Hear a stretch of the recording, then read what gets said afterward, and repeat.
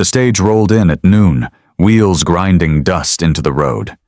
Eli Carver waited by the hitching post, hat in his hand, the letter folded small in his pocket. For 3 months he had counted down to this day. He had swept the porch, laid a fresh quilt, even put wildflowers in a chipped jar on the table. Every small gesture carried the weight of expectation. The driver cracked the reins and slowed the horses. A boy tossed down a trunk with a blue ribbon tied to the handle. Eli's breath caught at the sight of that ribbon. His bride had written she would tie it so he could spot her easily. The door opened.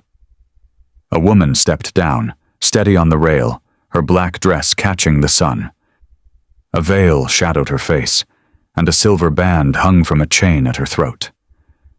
She moved with grace, but not youth. Eli's practiced words stuck in his mouth.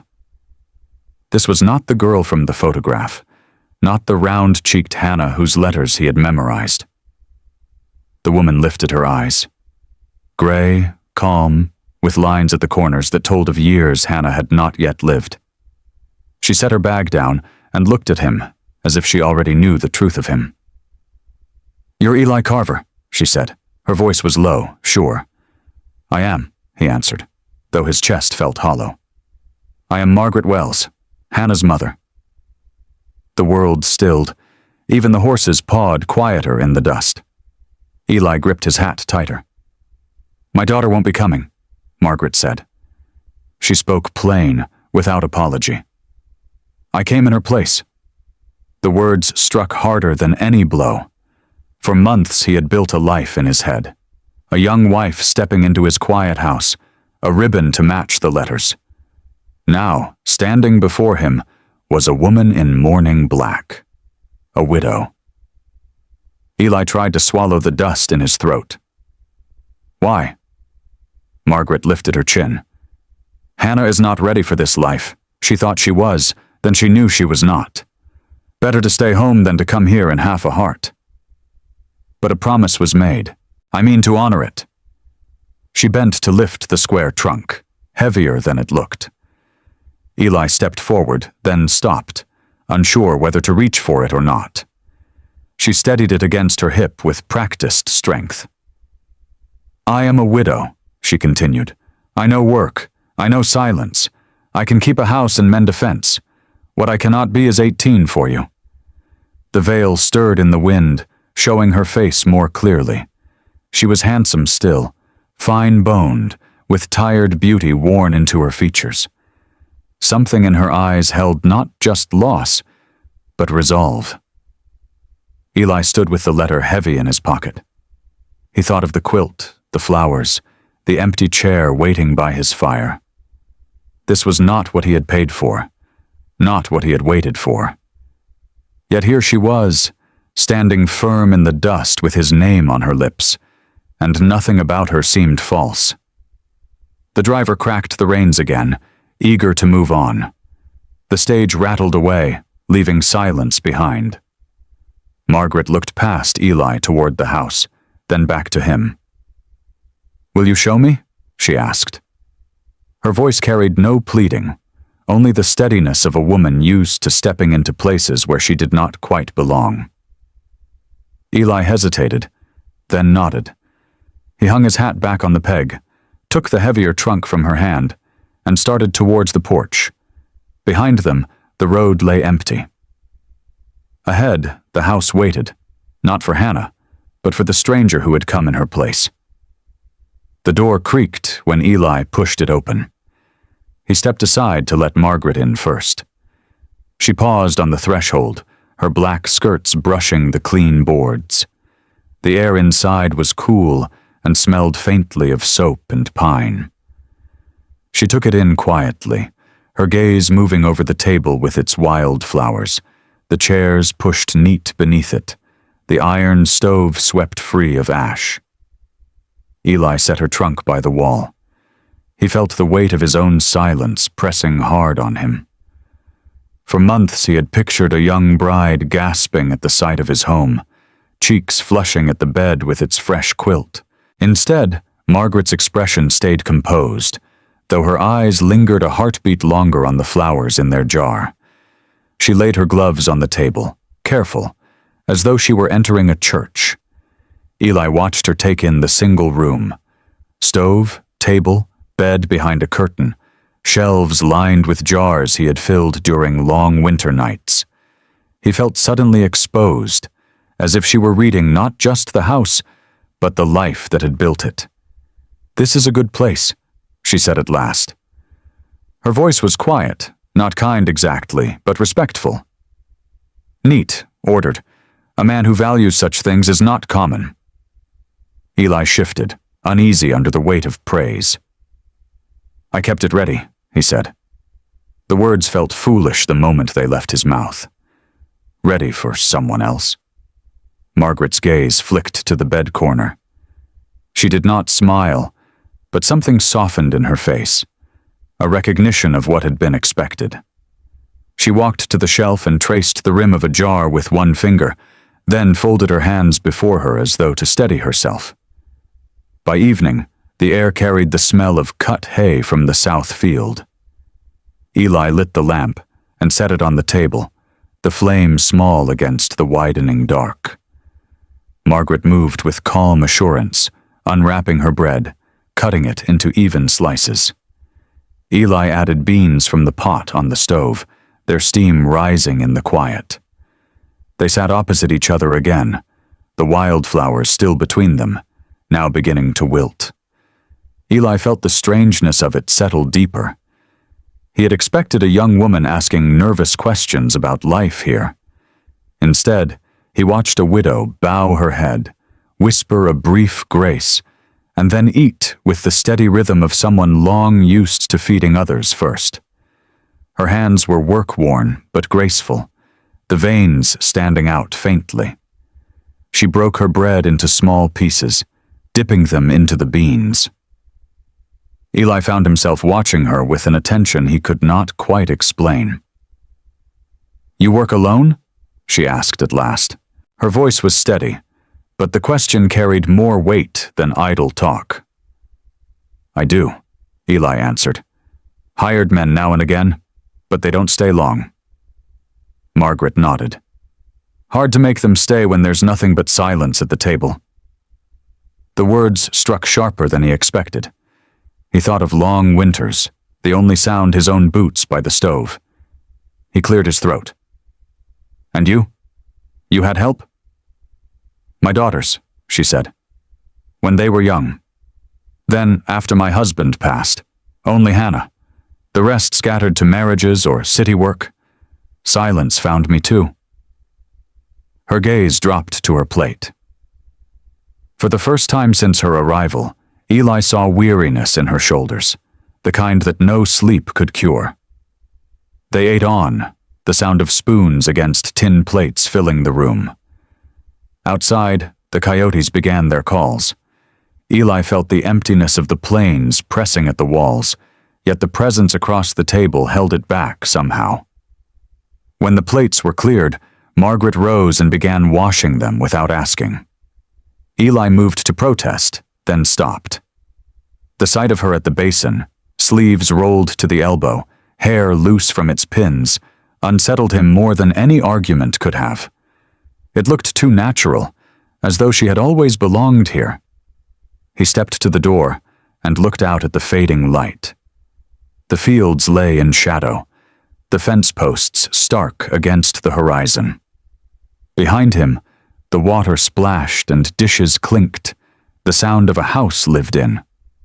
Margaret finished, wiped her hands, and folded the cloth neatly. She glanced toward the curtained bed, then back to him. "I'll take the chair tonight," she said. "No need for you to sleep out in the barn on account of me." Eli shook his head.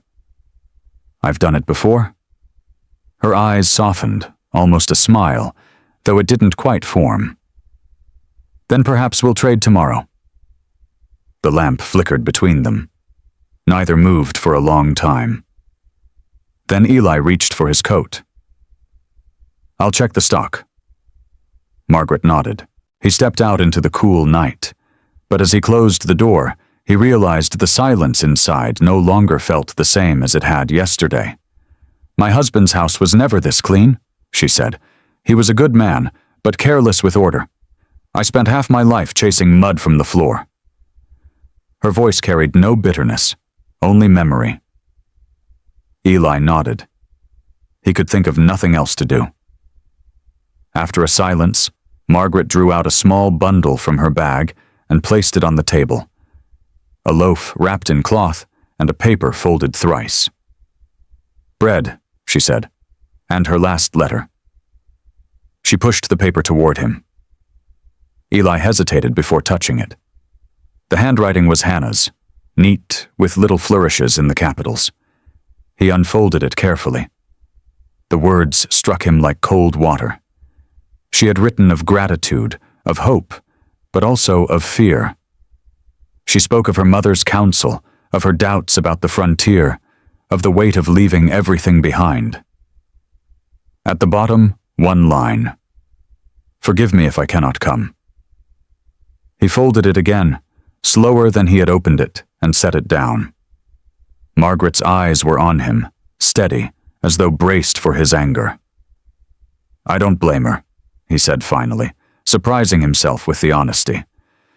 "This land asks more than most can give." Relief flickered across Margaret's face, though she masked it quickly. She sat down, straight-backed, hands folded. "What about you?" he asked. "What do you ask of me?" Her lips pressed together, then parted. "A chance," she said simply. "Not as your daughter's shadow, as myself." The room felt heavier, yet steadier. Eli pulled out the other chair. He sat across from her, the table and the wildflowers between them. The silence stretched, but it was not hostile. It was the silence of two people testing whether it could hold them both. Outside, a hawk circled.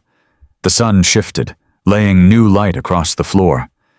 Eli thought of how many evenings he had eaten alone, with no one to remark on the weather or the shape of the hills. He looked at Margaret's lined face, the trace of strength in her jaw, and realized he was less alone already, even in the strangeness of it. Dawn came slow, with a red band along the hills. Eli was already outside, pitchfork in hand, turning the hay he had cut the day before. His shoulders ached, his palms rough with old blisters, but he worked steady, as he always did. When he looked up, Margaret was standing by the fence. She wore a plain dress the color of slate, her hair tied back. In her hands she carried a small pail, already filled from the pump. Without a word, she walked into the corral and began scattering water over the dust to keep it down. Eli watched her for a moment. The movement of her arms was sure, not hesitant. She bent to lift a loose board and wedged it back into place with the heel of her hand. For a woman who had just arrived, she moved like someone who had been working this ground for years. "You don't have to," Eli said at last. Margaret straightened. "I know, but I've never been one to sit idle while another works." She crossed the yard to where he stood. Her palms were streaked with dirt, and there was a scratch along her wrist. She noticed him watching and gave a small shrug. "Fences don't mend themselves." He offered the pitchfork. She took it with the ease of someone familiar with weight. The tool looked lighter in her hands, yet her movements were precise, not reckless. Together they worked in silence, turning the hay row by row. The sun climbed higher, beating down on their backs. Eli realized how long it had been since anyone had shared the morning labor with him. Years, maybe. The rhythm of it, two bodies moving in quiet tandem, brought a strange calm. When they paused for water, Margaret dipped her hands into the bucket, splashing her face, then sitting on the low fence rail. Her sleeves clung damp to her arms.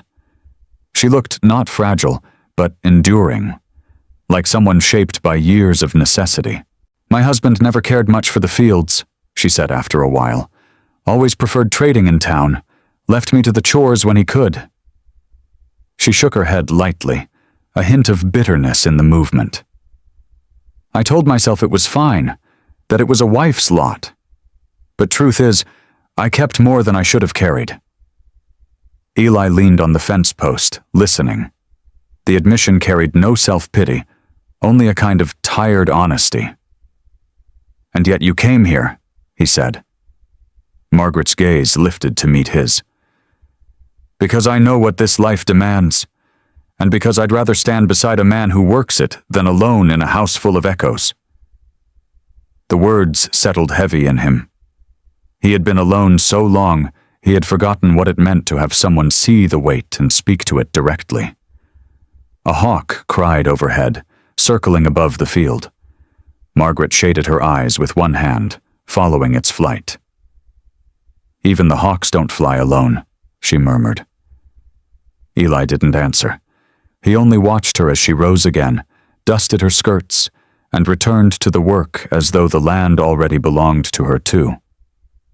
That night the wind rattled the shutters. Eli sat at the table, mending a harness by lamplight. Margaret had retired early, her chair pulled near the stove where the embers glowed low. The quiet pressed down, but it was not the same empty silence he had known before. It felt inhabited now, shaped by another presence moving through the rooms. When Eli finished his stitching, he rose and crossed to the small chest where he kept papers. He meant only to tuck the harness needle away, but when he slid the drawer open, his fingers brushed something unfamiliar. A folded envelope, edges softened with travel. He turned it over. The writing was Hannah's, the same careful hand as the letter Margaret had given him. His chest tightened. He hesitated before unfolding it, aware he was trespassing on something not meant for him. The words were brief, written in a hurried scrawl. "Mama, I cannot go. My heart is weak, and the doctor says the journey may finish me. I am sorry to fail, but I cannot leave you alone either. Please forgive me." Eli let the paper fall to the table. Weak heart. Dying. The truth sat heavy as stone. Margaret had not said it outright, only that her daughter was not coming. Now the reason stood plain in black ink. He heard the rustle of skirts. Margaret was at the doorway, her hair unpinned, face lined by lamplight. She saw the letter on the table and did not startle. Her eyes only closed for a long moment, then opened again. "I told her I would go in her stead," Margaret said softly. "She begged me not to, said it wasn't my duty. But a mother keeps her word when her child cannot." Eli studied her, the weight of her choice dawning on him. She had not come for herself, not at first. She had come to carry her daughter's burden, to stand where Hannah could not. "You could have stayed," he said. Her gaze hardened, though not unkind. "And leave you waiting at the station for a ghost? No. Better a truth that disappoints than a lie that destroys." The honesty in her voice cut through the last of his anger. Eli folded the letter again, slower this time, and slid it back into the drawer. The lamplight flickered. Margaret stepped closer to the table, her hand brushing the back of the chair. "If you wish me gone when the next stage comes, say it plain. I won't hold it against you." Eli looked at her. This woman who carried grief like a cloak, yet still stood steady in his kitchen. The words came rough but certain. "You're here now. That counts for more than an empty chair." For the first time, Margaret's face softened into something like relief. She sat across from him, folding her hands on the table. The silence between them shifted again. No longer empty, no longer sharp, but something waiting to be named. The next morning brought trouble. Eli found the north fence down. Posts splintered where cattle had pressed too hard against them. Tracks showed where 2 heifers had wandered into the ravine brush. He cursed under his breath, fetched hammer and nails, and started repairs before the sun rose high. Margaret appeared soon after, apron tied over her dress, hair pinned back firm. She carried a coil of rope over one shoulder, as though she had been born to the work. "They've gone into the thickets," Eli said, glancing up from the broken post. "Not easy to bring out." Margaret's reply was simple. "Then we go together." She took the hammer when he paused, driving nails with measured strikes. The wood shook under each blow, but the post held firm. Eli watched, surprised at her strength. She did not falter, though sweat gathered at her temples. When the fence stood again, they followed the tracks down the slope. Brambles tugged at skirts and sleeves, but Margaret moved without complaint, her rope looped and ready. Eli carried his own lariat, though he wondered if she might handle it better than him. They found the heifers near the creek, tangled in low brush.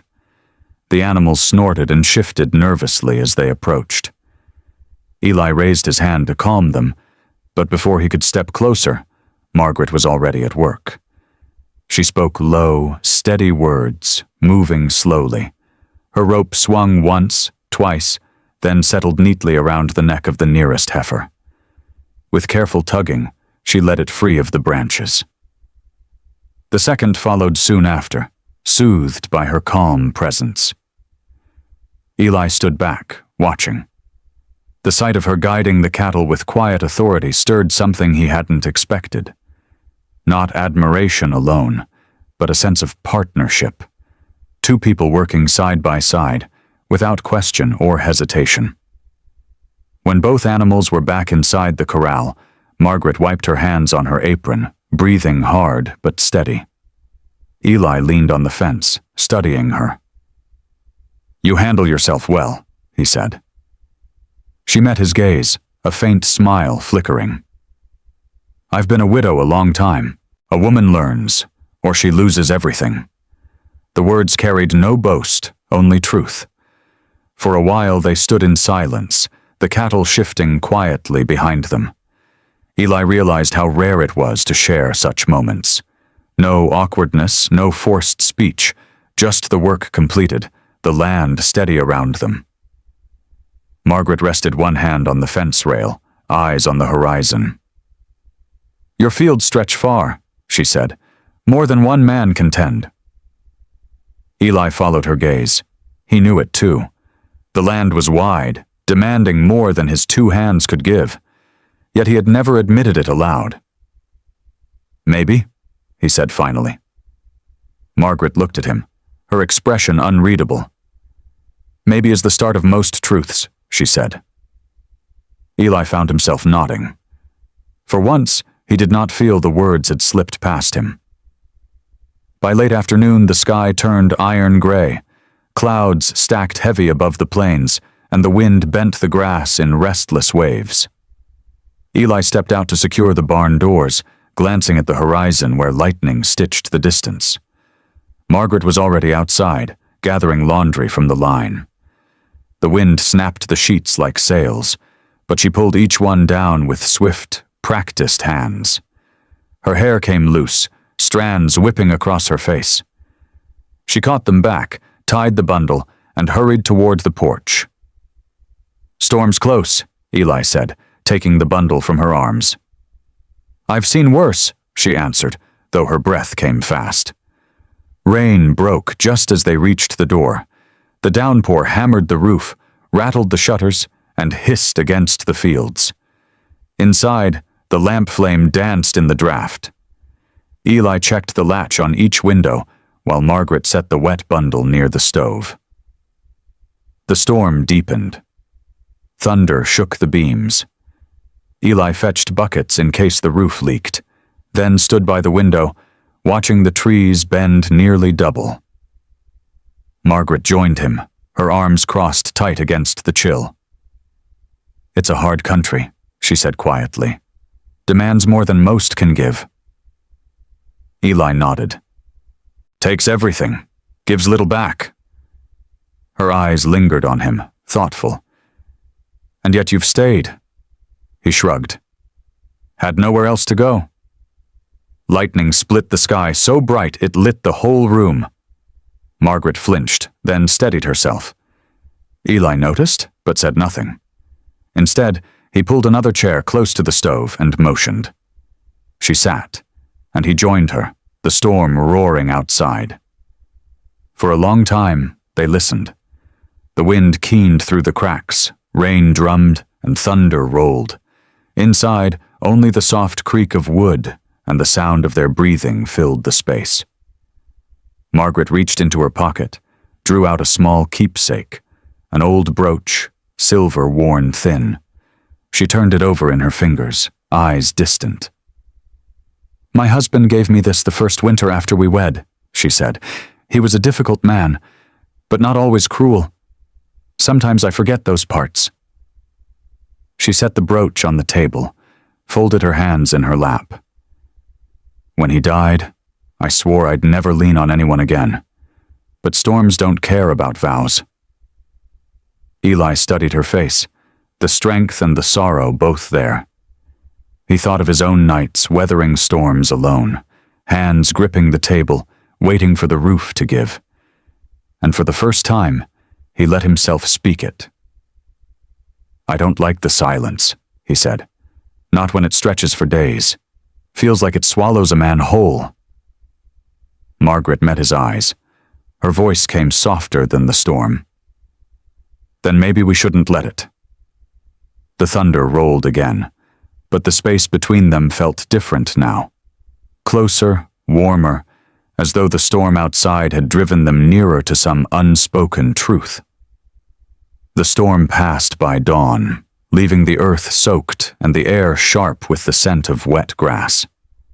Eli set to work checking fences and ditches, boots sinking in the mud. Margaret followed with a basket of tools, her skirts heavy with damp. By mid-morning, neighbors began to arrive, drawn by curiosity more than kindness. First came Mrs. Henderson, clutching a basket of bread, her sharp eyes scanning Margaret from bonnet to boots. Behind her trailed two younger women, whispering behind gloved hands. Later, the Morrisons rode up, father and sons alike, their gazes lingering longer than courtesy allowed. "Didn't expect company so soon," Eli muttered as he wiped his hands. Margaret stood steady beside him, her shoulders straight, her expression calm. She accepted Mrs. Henderson's bread with a nod. "Thank you kindly," she said, voice even. The older woman's lips pursed. "I thought Eli was expecting a bride, not—" She trailed off, letting the pause carry its weight. Margaret did not flinch. "Not her mother?" she finished. "That's true, but sometimes life delivers what is needed, not what is expected." The words hung in the air. Mrs. Henderson blinked, taken aback, then turned briskly to fuss over the breadcloth. The Morrison boys, meanwhile, lingered near the corral, watching Margaret as she helped Eli secure a loose rail. One of them whispered something crude, earning a sharp glance from their father. Even so, curiosity shone in their faces. Eli caught it all, the whispers, the sidelong looks. His jaw tightened. He wanted to shield Margaret from the scrutiny, yet when he looked at her, she seemed untouched by it. She moved through the morning chores as though no eyes pressed on her, every gesture deliberate and composed. When the visitors finally left, Eli exhaled hard, wiping sweat from his brow. "They'll talk," he said. "They always do," Margaret replied, "but talk won't mend a fence or fill a stove. Let them." Her composure impressed him more than he could say. He realized then how much strength it took to walk into a strange valley and claim space without apology. That evening, as they shared a meal of stew and fresh bread, Eli studied her across the table. The lamplight softened the lines of her face, making her look less weary, more resolute. "You don't mind what they think?" he asked. Margaret's spoon paused mid-air. "I've lived too long to measure myself by whispers. A man, or a woman, only needs to answer to the land, and to what's true in their own heart." The simplicity of it struck him. He lowered his gaze, feeling the truth of her words echo against the walls of his own silence. Outside, the frogs began their song in the wet grass. Inside, the quiet between them felt steady, like the first stones of something that might endure. It was near midnight when Eli woke to the smell of smoke. At first he thought it the stove gone wrong, but when he stepped to the window, he saw orange light flaring against the dark sky. The north field glowed with fire. He pulled on boots, grabbed a bucket, and shouted for Margaret. She was already rising, pulling her shawl tight. Her face blanched at the sight, but she did not falter. Together they ran into the night. The blaze had caught in the dry grass near the fence line, sparks leaping with the wind. If it spread unchecked, it would consume pasture and barn alike. Eli dashed for the pump, hauling water, while Margaret seized a wet sack and beat at the edges. Her strikes were swift, unrelenting, her skirts catching sparks that she smothered with her hands. "Keep back," Eli shouted, but she ignored him, driving the fire down with every desperate blow. The neighbors, roused by the light, began to arrive with buckets and shovels. The Morrisons, the Henderson boys, even old Samuel from 3 farms over. They joined in the fight, forming a line from pump to fire. But it was Margaret who held the worst of it at bay, her figure lit by flame and smoke, her shawl torn, face streaked with soot. For an hour they battled. At last the fire broke, smoldering into damp ash. The neighbors slumped in exhaustion, murmuring thanks before retreating to their own beds. Eli remained in the field, chest heaving, shirt clinging with sweat. Margaret stood near him, her hands raw and blackened, her breath sharp in the cool night air. "You should have stayed back," he said, voice rough. "And let your land burn?" she answered simply. "I came here to stand in place of another. That means in hardship, too." Her words struck him deeper than the fire's heat. He looked at her hands, blistered but steady, and something unspoken settled between them. They walked back to the house in silence.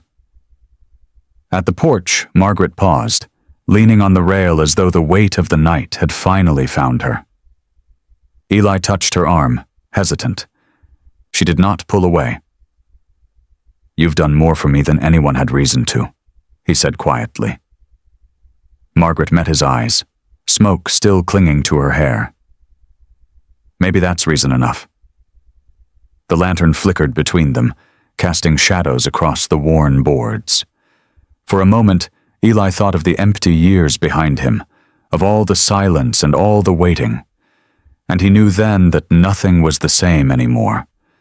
The morning after the fire, the valley was quiet, wrapped in the smell of charred grass. Eli walked the blackened edge of the field, boots crunching on ash. He traced the line where flames had stopped, thanks more to Margaret's courage than his own. When he returned to the porch, she was already there, shawl draped across her shoulders, her blistered hands hidden beneath the folds. She looked smaller in the pale light, though her presence still filled the space. "You should rest," Eli said. Margaret shook her head. "Rest comes when there's nothing left to lose. We still have cattle. We still have land." Her voice carried steadiness, but her eyes betrayed weariness.